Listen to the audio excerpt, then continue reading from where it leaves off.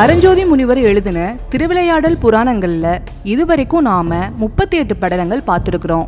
இந்த பதிவிலையும் நாம 2 படலங்களை பார்க்க போறோம். அது என்னென்ன படலங்கள்னு பார்க்கறதுக்கு முன்னாடி இதுவரைக்கும் பார்த்த படலங்கள்ல உங்களுக்கு எந்த படலம் ரொம்ப பிடிச்சிருக்குங்கிறத எனக்கு கமெண்ட்ல சொல்லுங்க.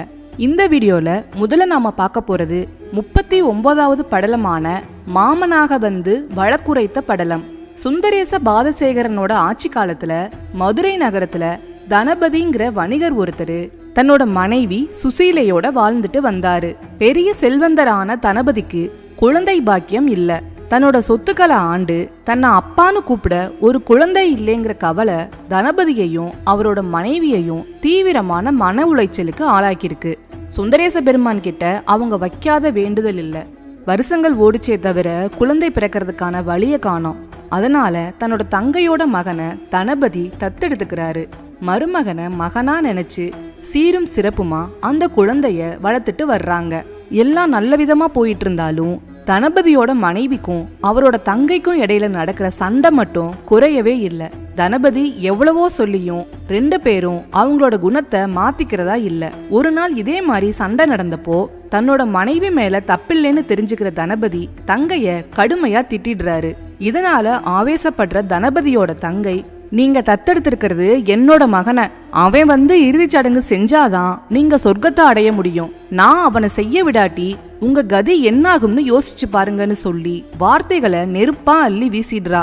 தனக்கு குழந்தை இல்லாதத குத்தி காட்டி தன்னோட தங்கையே பேசினதுல விரக்தியோட எல்லைக்கே போயிடுறாரு தனபதி. சுந்தரேசா, எனக்கு குழந்தை பாக்கியம் இல்லாததால தானே இந்த பேச்செல்லாம் கேட்க வேண்டியிருக்கு.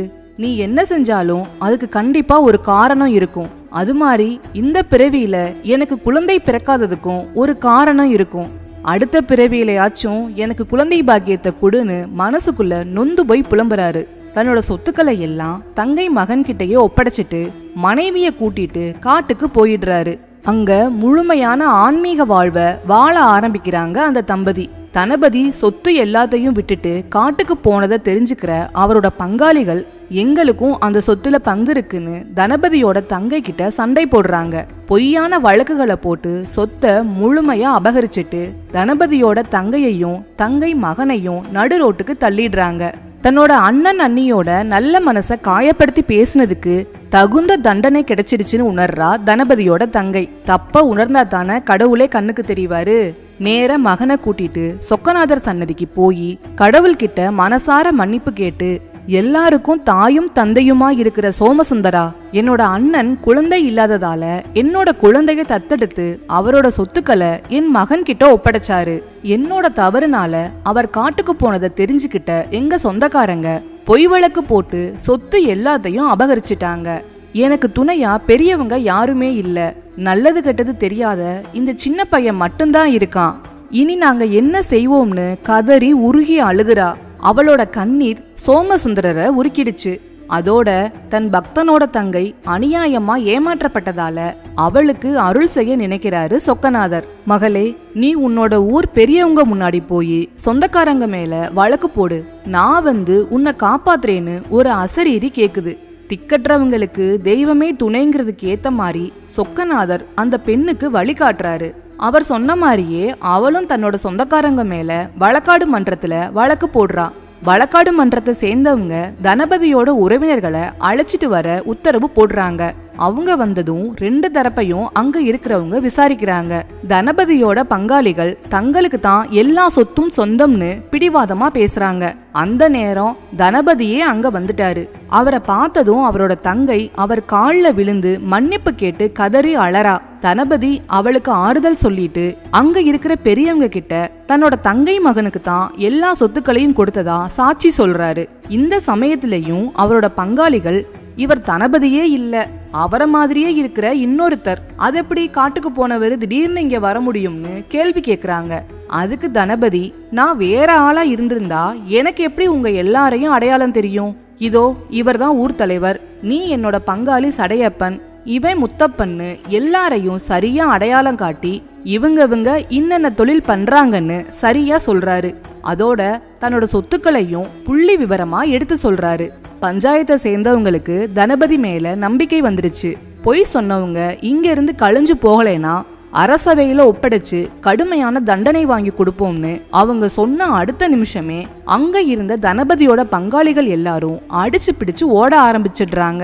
அதுக்கப்புறம் அங்க இருந்தவங்க முன்னாடியே தன்னோட சொத்துக்கள் எல்லாம் தன் தங்கையோட மகனுக்கு தான்னு சாசனம் எழுதி கொடுக்கிறார் தனபதி. அவரோட தங்கை அந்த சாசனத்தை கையில வாங்கினதும் உடனே தனபதி அங்க இருந்து மறைஞ்சிடுறாரு. அதுக்கப்புறம் தான் வந்தவர் தனபதி இல்ல, அவர் ரூபத்துல இருந்த சொக்கநாதர்னு எல்லாருக்கும் தெரியுது. இந்த விஷயம் சுந்தரேச பாதசேகர மன்னனுக்கும் தெரிய வருது. இறைவனோட பெருங்கருணைய நினைச்சு அகமகிழ்ந்து போறான் பாண்டிய மன்னன். மதுரைய நல்ல வழியில ஆட்சி செஞ்சுட்டு வந்த இந்த மன்னன் தன்னோட மகனான வரகுண பாண்டியனுக்கு உரிய வயசு வந்ததும் அவன்கிட்ட நாட்டை ஒப்படைச்சிட்டு சிவபதவி அடைகிறான். இந்த திருவிளையாடல கேக்குறவங்களுக்கும் படிக்கிறவங்களுக்கும் சொத்து சேரும், கடன் தொல்லை நீங்கும், இருக்கிற வழக்குகள்ல எல்லாம் வெற்றி கிடைக்கும். இதோட இந்த படலம் முடியுது. அடுத்ததா நாம பார்க்க போறது 40வது படலமான வரகுண பாண்டியனுக்கு சிவலோகம் காட்டிய படலம். வரகுண பாண்டிய மன்னன் பாண்டிய நாட்டை நீதி நெறி பிறழாம ஆட்சி செஞ்சுட்டு வந்தான். தன்னோட முன்னோர்கள் மாதிரியே இவனும் சொக்கநாதர்கிட்ட பேரன்பு கொண்டிருந்தான். ஒரு சமயம் அவன் வேட்டைக்காக காட்டுக்கு கிளம்பி போறான். மிருகங்களை வேட்டையாடி முடிச்சிட்டு அரண்மனை திரும்புற சமயம் இருட்ட ஆரம்பிக்குது. அதனால படைகளை கிளப்பி குதிரைய வேகமா காட்டுப்பாதையில செலுத்துறான். அந்த வழியில அந்தனர் ஒருத்தர் படுத்து உறங்கிட்டு இருந்தத இருட்டுல வரகுண பாண்டியன் கவனிக்கல. அவனோட குதிரை அந்தனர் மேல ஏறி மிதிச்சு ஓட அவர் அலறிக்கிட்டே தன்னோட உயிரை விட்டுறாரு. குதிரைங்களோட குளம்பொலி சத்தத்துல யாருமே இத கவனிக்கல. ஆனா அந்த காட்டுல யாகத்துக்காக சுள்ளி பொறுக்க வந்த மற்ற அந்தணர்கள் இத பாத்துட்டாங்க. அவங்க அந்தனரோட உடலை அரண்மனைக்கு எடுத்துட்டு வந்து மன்னனோட குதிரை மிதிச்சதால அவர் உயிர் போன விஷயத்த மன்னன் கிட்ட தெரிவிக்கிறாங்க. விஷயம் தெரிஞ்சு ரொம்ப வேதனைப்படுற மன்னன் அந்தனரோட குடும்பத்துக்கு அவங்க வாழ்நாள் முழுக்க தேவைப்படுற பொன்னையும் பொருளையும் கொடுத்து அனுப்பி வைக்கிறான். அந்தனரை கொன்னதால மன்னனுக்கு பிரம்மகதி தோஷம் பிடிச்சிடுச்சு. எவ்வளோ தான தர்மங்கள் செஞ்சும் மன்னனை விட்டு அந்த தோஷம் போகவே இல்லை. இதனால மன்னன் பட்ட கஷ்டங்களுக்கு அளவே இல்லை. தோஷம் போறதுக்கு என்ன வழின்னு பெரியவங்க கிட்ட ஆலோசனை கேட்கிறான் வரகுண பாண்டியன். கொலை பழிங்கிற பிரம்மகதி தோஷம் நீங்கணும்னா தொடர்ந்து 10 நாட்கள் சுந்தரேஸ்வரரோட ஆலயத்தை 1008 முறை சுத்தி வழிபடணும்னு அவங்க மன்னன் கிட்ட சொல்றாங்க. மன்னனும் உடனடியா அந்த வழிபாட்டை சிரத்தையோட செய்ய ஆரம்பிக்கிறான். 10ஆம் நாள் வழிபாடு முடியறப்போ கோவில் சன்னதியில ஒரு அசரீரி கேக்குது. வரகுணா, உன்னோட வழிபாட்டை ஏத்துக்கிட்டேன். திருவிடை மருதூர்ல செய்யற லிங்க பிரதட்சணம் அஸ்வமேத யாகத்தை விட மேலான பலனை தரும். அதனால நீ அங்க போ, அந்த கோவில்ல உன்னோட பிரம்மகதி தோஷம் நீங்கும்னு சொல்றாரு. இறைவா, உன் கருணையே கருணை. ஆனா சோழ நாட்டுல இருக்கிற திருவிடை மருதூருக்கு நான் எப்படி போறது? பாண்டிய நாட்டுக்கும் சோழ நாட்டுக்கும் இருக்கிற பகை உலகறிஞ்ச விஷயம். நான் அங்க போனா போர் வர்றதுக்கு கூட வாய்ப்பு இருக்கு.